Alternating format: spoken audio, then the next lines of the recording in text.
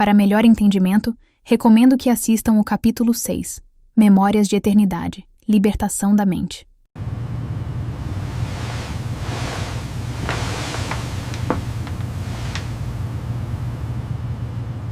Há momentos na jornada da alma em que a guerra deixa de ser apenas um conflito entre pensamentos e passa a se revelar como aquilo que realmente é: uma disputa por governo interior. A mente cansada, o coração fragmentado, a identidade ferida e a consciência sobrecarregada não são apenas sinais de sofrimento. Muitas vezes, são marcas de um território que por muito tempo esteve desordenado.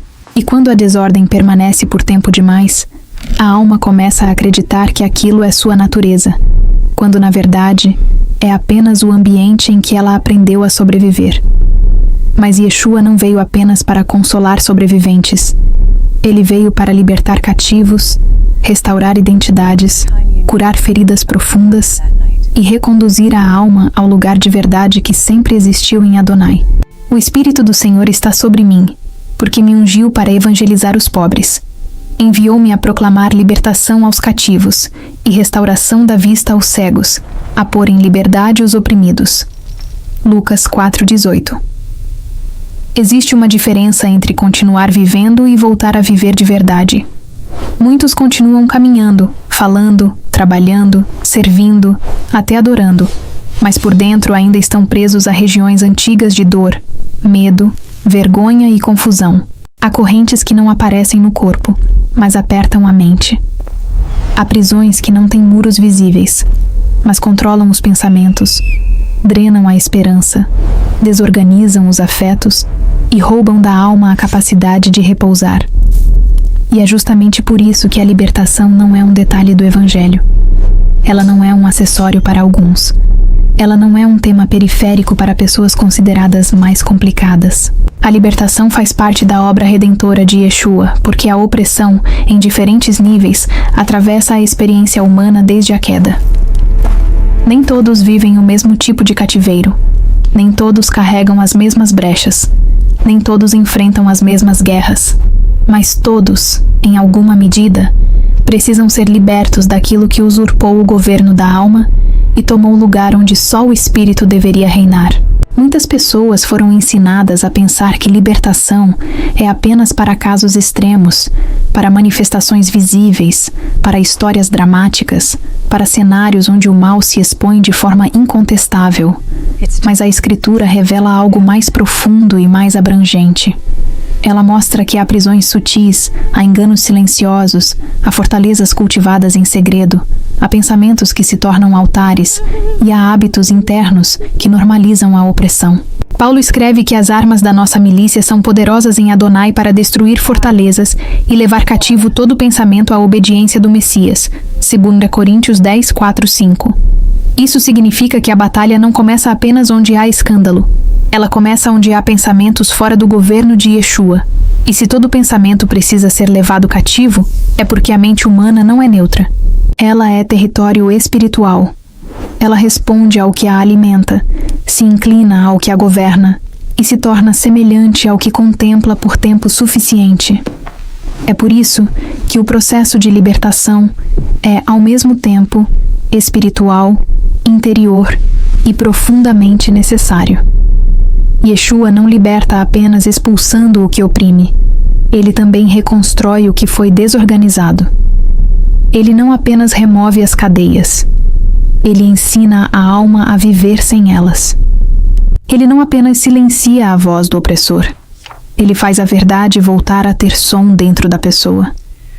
Há quem queira o alívio sem o processo, o rompimento sem a rendição, a cura sem a confrontação da verdade.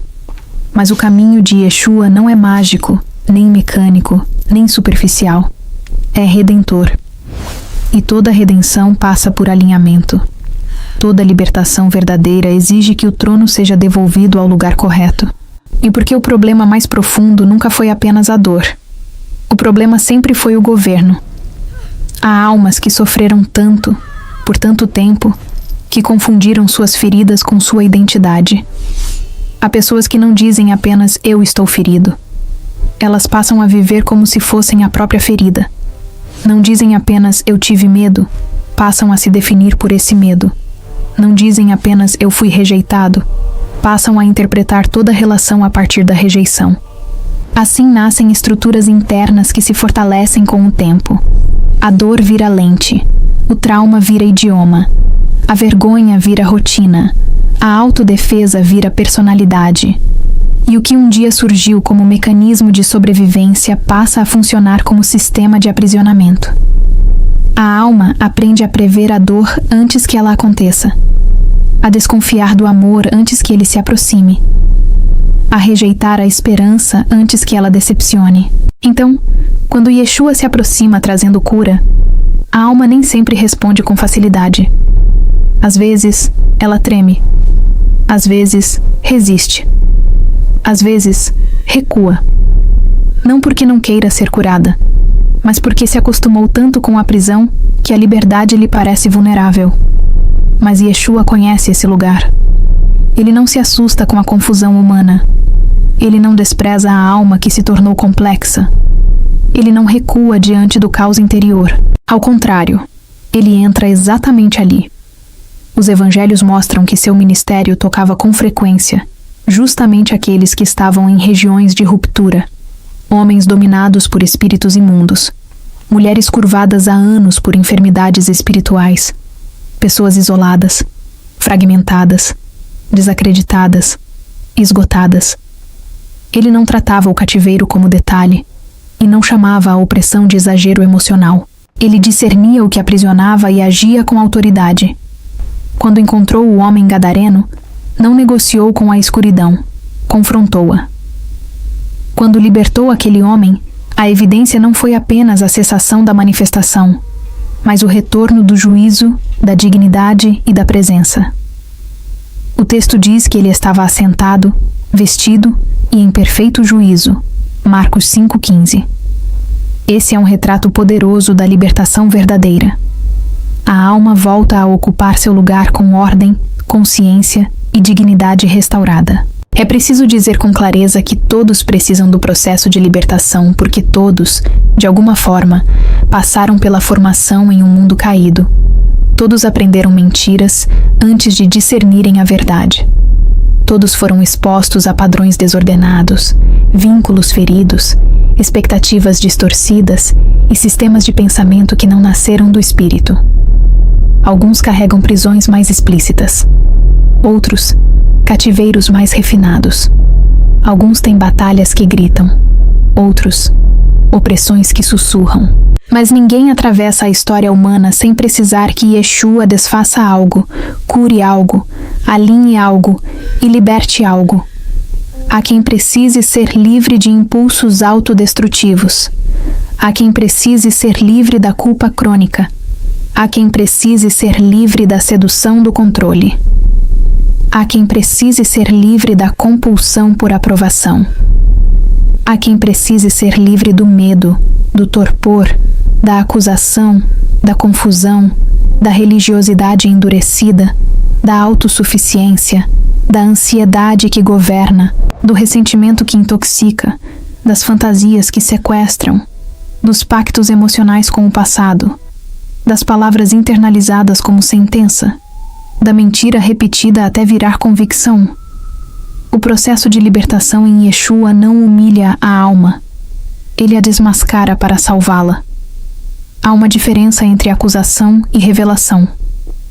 A acusação expõe para condenar. A revelação expõe para curar. O inimigo revela a ferida para dizer que ela é definitiva. O Espírito revela a ferida para dizer que ela pode ser tocada. É por isso que tantos encontros com Yeshua nos Evangelhos começam com verdade e terminam com paz. Ele nomeia o estado real da pessoa sem destruí-la com isso. Ele toca o que está escondido sem reforçar a vergonha. Ele confronta o espírito enganador e, ao mesmo tempo, trata a pessoa com dignidade. Quando uma alma passa pelo processo de libertação, ela descobre que o amor de Yeshua não é indulgente com a prisão, mas é profundamente comprometido com a restauração do cativo. Ele ama demais para deixar a opressão intacta. Ele ama demais para permitir que a mentira continue definindo a identidade. há também algo que precisa ser compreendido com temor e sobriedade. Libertação não é apenas sair de algo, é entrar debaixo de um novo governo. Quando Yeshua liberta, ele não produz apenas vazio, ele estabelece habitação. É por isso que a libertação precisa caminhar junto com rendição, discipulado, renovação da mente, vida de oração, verdade internalizada e alinhamento com a palavra. Caso contrário, a pessoa até experimenta um rompimento, mas não sustenta a nova estação. A casa é varrida, mas não é habitada. A cadeia é quebrada, mas a mente continua pensando como escrava. A influência é expulsa, mas a estrutura que a acolhia permanece sem confrontação. Por isso a cura, em Yeshua, atravessa o processo. Ela não é um instante isolado, ela é uma jornada de reposicionamento. O Espírito liberta, a verdade reeduca, a presença consola, a palavra reestrutura, e o amor amadurece a alma para a liberdade. Muitos querem uma vida espiritual intensa, sem passar pela purificação das regiões internas. Querem manifestar dons, mas não permitir que Yeshua toque os subterrâneos da mente.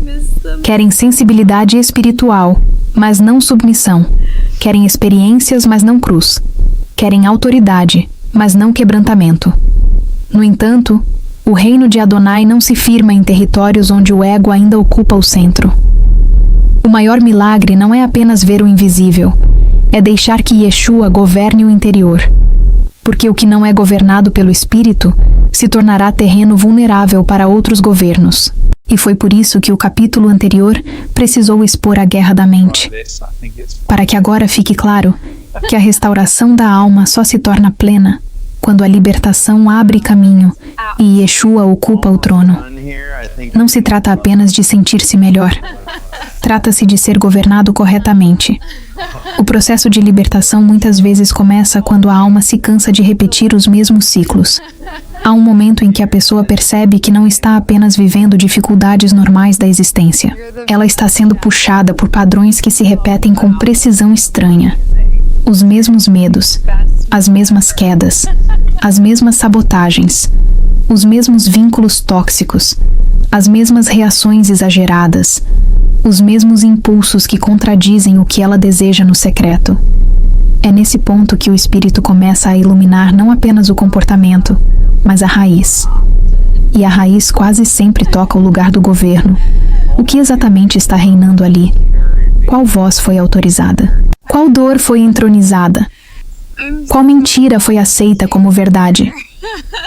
Qual hábito interior se tornou acordo silencioso com o caos? Yeshua, em sua misericórdia, não para na superfície. Ele vai à raiz porque ama o fruto que ainda não nasceu. Há dores que se tornaram tão antigas que a pessoa não consegue mais distinguir o que é sua personalidade e o que é a prisão. Ela diz: "Eu sou assim", quando deveria dizer: "Eu me tornei assim depois que fui ferido".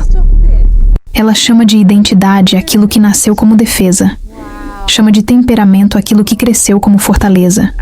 Chama de sinceridade aquilo que se consolidou como dureza. Chama de independência aquilo que no fundo é medo de depender e ser ferida de novo. Por isso a cura em Yeshua exige verdade. E a verdade, quando chega, nem sempre é confortável. Às vezes, ela remove nomes falsos. Às vezes, desmonta narrativas que a alma usou para continuar existindo. Às vezes, mostra que aquilo que a pessoa chamou de força era apenas endurecimento, mas toda verdade que vem do Espírito carrega junto a possibilidade da restauração. Yeshua nunca revela para esmagar, ele revela para reposicionar. E quando esse reposicionamento começa, a alma experimenta um dos movimentos mais sagrados da cura. Ela deixa de lutar para se salvar sozinha. Esse é um momento decisivo, porque grande parte do sofrimento humano é agravado pela crença de que a pessoa precisa resolver a si mesma com os próprios recursos internos. Ela tenta controlar, se explicar, se vigiar, se punir, se aprimorar, se endurecer, se anestesiar, se distrair, se convencer. Mas a prisão não cai porque o cativo se esforça mais. A prisão cai quando o libertador entra.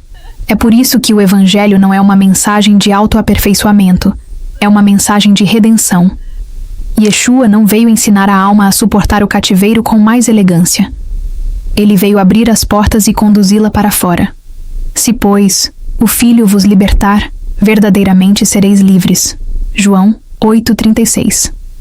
Essa liberdade, porém, não é apenas emocional. Ela é espiritual, moral, mental e relacional. A alma liberta começa a perceber o mundo de outra maneira. Antes, tudo era filtrado pelo medo, pela carência, pelo trauma, pela suspeita, pela necessidade de se proteger. Agora, aos poucos, a percepção se reordena. Não de forma ingênua, mas limpa.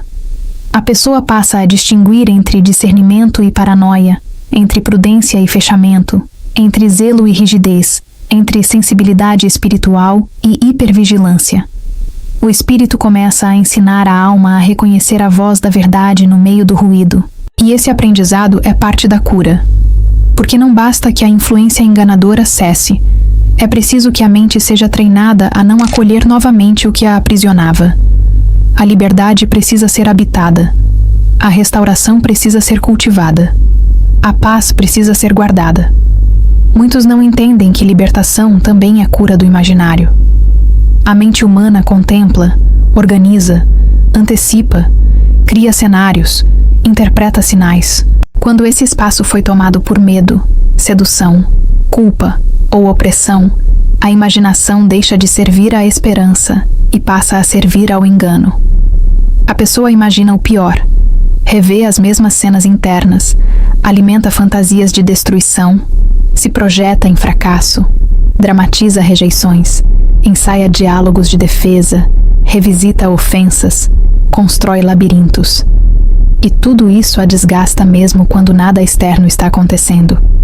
Yeshua também cura esse lugar. Ele não apenas fala a dor factual, ele fala ao mundo interno que foi sequestrado.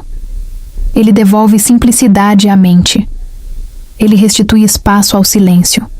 Ele faz a imaginação deixar de ser altar do medo para voltar a ser lugar de contemplação da verdade. Tu conservarás em perfeita paz aquele cujo propósito é firme, porque ele confia em ti. Isaías 26:3. Há um ponto no processo de libertação em que a alma começa a perceber que foi mais profundamente amada do que imaginava. Isso acontece porque o cativeiro sempre tenta convencer a pessoa de que ela está sozinha, complicada demais, suja demais, quebrada demais, tardia demais. Mas quando Yeshua entra, toda essa lógica é desafiada. Ele não recusa os fragmentos. Ele não se intimida com a bagunça. Ele não pede que a pessoa se torne perfeita para então se aproximar. Ele vem exatamente porque ela não consegue se curar sozinha. E essa revelação muda tudo. Porque uma alma que se descobre realmente alcançada pela misericórdia deixa de buscar libertação como mérito e passa a recebê-la como graça. Ela para de negociar com a culpa. Para de se castigar, como se a autopunição tivesse poder redentor. Para de acreditar que precisa sofrer indefinidamente para compensar o que viveu. Em Yeshua, a justiça e a misericórdia se encontram de modo perfeito. Ele confronta o que precisa ser rompido e acolhe profundamente quem está sendo restaurado. Mas não se deve romantizar o processo. Libertação verdadeira mexe nas estruturas. Ela abala pactos emocionais com a dor. Ela desmonta vínculos que pareciam indispensáveis. Ela expõe dependências internas. Ela faz a alma perceber quantas escolhas estavam sendo guiadas por carências antigas e quantas reações eram apenas ecos de feridas. Há momentos em que a pessoa sente como se estivesse perdendo referências, porque antigas formas de pensar já não servem, mas as novas ainda estão sendo firmadas. Isso não é fracasso. É travessia. Yeshua muitas vezes cura conduzindo. Ele não apenas toca e termina, toca e acompanha. Ainda que eu andasse pelo vale da sombra da morte, não temeria mal algum, porque tu estás comigo. Salmos 23:4. O vale nessa linguagem não é abandono, é processo acompanhado. O bom pastor não terceiriza a travessia da alma. Ele entra nela. Nessa travessia, a oração se torna diferente. Deixa de ser apenas um pedido por alívio e passa a ser um lugar de entrega de governo. A pessoa não diz apenas "me tira disso", mas reina aqui. Não pede apenas que a dor pare, mas que a verdade assuma o centro. Não pede apenas que o medo diminua, mas que a confiança seja estabelecida. E é nesse deslocamento que a cura aprofunda. Porque Yeshua não quer apenas reduzir sintomas da opressão. Ele quer estabelecer sua paz como fundamento da identidade. Deixo-vos a paz. A minha paz vos dou. João 14:27. A paz que ele dá não depende de ausência de guerra externa. Ela nasce do fato de que o trono interior já não está mais em disputa. O Espírito governa. A verdade governa. O amor governa. E quando isso acontece, a alma começa a respirar de outro modo. Todos precisam desse processo também porque todos precisam aprender a discernir o que ainda não foi curado. Não basta ter linguagem espiritual refinada se o coração continua governado por reatividade. Não basta conhecer textos bíblicos se a mente continua estruturada em acusação. Não basta falar de autoridade espiritual se a identidade ainda oscila conforme aceitação ou rejeição. Não basta desejar o reino se os subterrâneos da alma continuam sob domínio do medo. Por isso, a libertação não é um constrangimento, é um privilégio da graça. Ser confrontado por Yeshua é ser amado por ele. Ser chamado para a cura é ser incluído numa obra de restauração que aponta para a plenitude. E ninguém amadurece de verdade sem deixar que o Espírito revele o que ainda precisa ser alinhado. Há uma pureza profunda na forma como Yeshua restaura. Ele não erotiza a dor, não glamoriza a guerra, não faz da opressão um espetáculo. Ele trata com sobriedade, compaixão e autoridade. Ele sabe que por trás da confusão há uma pessoa, por trás da fortaleza, uma alma, por trás da reação, uma história, por trás da dureza, muitas vezes, uma ferida que ainda grita. Mas ele também sabe que por trás da dor pode haver portas abertas, mentiras acolhidas, influências toleradas e estruturas que precisam cair. Sua compaixão nunca anula seu senhorio. Seu amor nunca faz acordo com a prisão. Por isso, quando ele cura, cura de forma inteira. Cura feridas, expulsa a opressão, reposiciona a identidade, reconstrói a mente e chama a pessoa a permanecer na verdade. Permanecei em mim. João 15:4. Permanecer é a linguagem da liberdade sustentada. Chega então um momento em que a alma percebe que a libertação não a levou de volta ao que ela era antes da dor. Ela a conduziu a algo mais profundo, ao que ela sempre foi chamada para ser em Adonai. Isso é precioso porque a restauração do reino não é mero retorno ao ponto anterior da perda. Ela é redenção. Ela reinterpreta a história à luz da verdade. Ela cura não apenas as consequências, mas a forma como a alma leu o seu próprio caminho. De repente, a pessoa compreende que sua vida não foi abandonada ao acaso, que Yeshua esteve presente até nos lugares onde ela não o discernia, que a graça a preservou onde tudo poderia ter se rompido, e que agora o processo de cura não é sinal de atraso, mas de amadurecimento. Aquele que começou boa obra em vós, há de completá-la até o dia de Yeshua, o Messias. Filipenses 1:6. A alma restaurada por Yeshua se torna diferente também no modo como se relaciona com outros. Antes, vínculos eram atravessados por medo, necessidade, defesa, idealização ou controle. Agora, gradualmente, a liberdade interior permite relações menos possessivas, menos ansiosas, menos baseadas em projeções. A pessoa não exige que o outro cure aquilo que só Yeshua pode tocar. Não transforma o afeto alheio em salvação funcional. Não busca no reconhecimento humano a absolvição que já recebeu em Machia. Isso não significa frieza, significa ordem.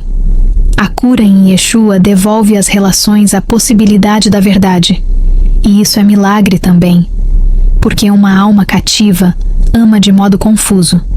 Uma alma restaurada aprende a amar com liberdade, responsabilidade e paz. Outra marca dessa restauração é que o dom volta a encontrar seu lugar sem ser governado pelo vazio. Muita gente carrega sensibilidade, percepção, intuição, capacidade de discernir atmosferas, de ler pessoas, de perceber movimentos espirituais ou emocionais. Mas quando a alma está ferida, o dom pode se misturar com medo, ego, fantasia ou necessidade de controle. O resultado é confusão. Porém, quando Yeshua cura e liberta, o dom encontra repouso. Ele deixa de servir à autoproteção e passa a servir ao reino. A pessoa já não precisa ver para se sentir segura, nem sentir para se sentir validada, nem discernir para controlar ambientes. Tudo isso se submete ao senhorio de Yeshua. O dom se torna limpo, útil, sóbrio. Não porque a pessoa ficou poderosa, mas porque se tornou governada. Nessa altura da jornada, o silêncio interior se torna um dos sinais mais belos da cura. Não o silêncio da anestesia, não o silêncio da fuga, mas o silêncio da ordem. A alma já não vive em constante discussão consigo mesma. Já não responde compulsivamente a toda sugestão da mente. Já não entra em acordo com cada lembrança que aparece ou com cada medo que tenta se impor. Ela aprende a aquietar-se.